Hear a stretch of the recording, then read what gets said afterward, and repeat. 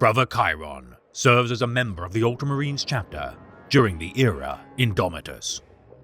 Born on the war-ravaged world of Calth prior to the Horus Heresy, as a young boy, Chiron witnessed the depraved actions of the Wordbearers Legion, instilling within him a deep hatred of heretics.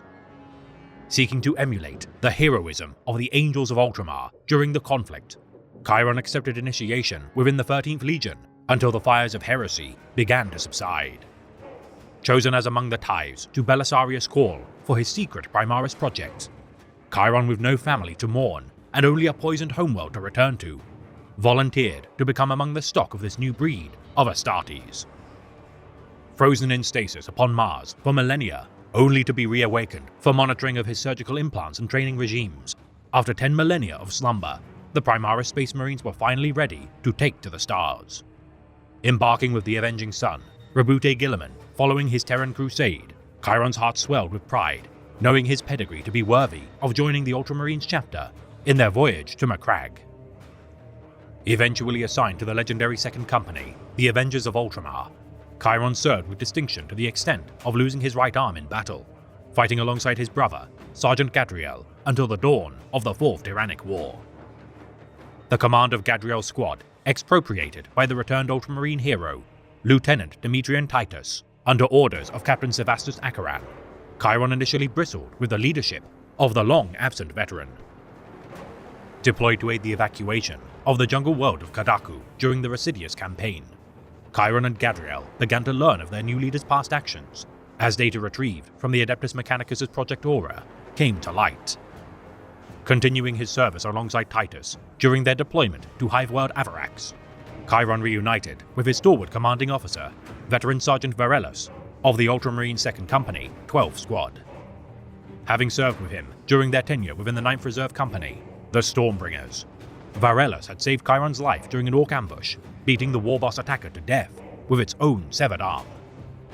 Witnessing his death at the hands of a band of Chaos cultists, due to an explosion causing cranial trauma, Chiron's hatred for the Pawns of Chaos would be stoked further with the arrival of the Thousand Sons to the conflict. Surrendering to his hunger for vengeance as he abandoned his squad to face his nemesis, Chiron's brazen actions were reprimanded by Lieutenant Titus for needlessly endangering his life and squandering his duty to the Emperor. Ridding the Tyranid menace from the Residius campaign, Squad Titus refocused their attentions to the thralls of Tzeentch, confronting Sorcerer Lord Imura within the Telepath Choir of Neoma. Ceasing Gadriel's doubts that Titus bore allegiance to the ruinous powers, Chiron fired upon the sorcerer possessing the Chamber's senior astropath, his own intuition of the nature of chaos, denying its manipulations and galvanizing his squad's morale.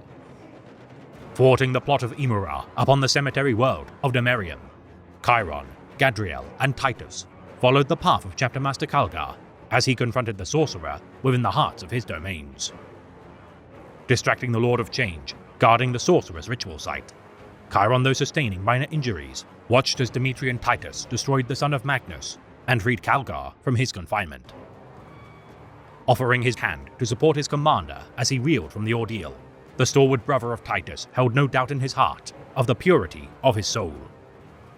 Present during the ceremony, presided by Marneus Calgar, as 2nd Company Captain Acheran bequeathed the laurels of victory to Titus, Chiron and Gadriel wished their kinsman well as he departed on a mission of utmost importance.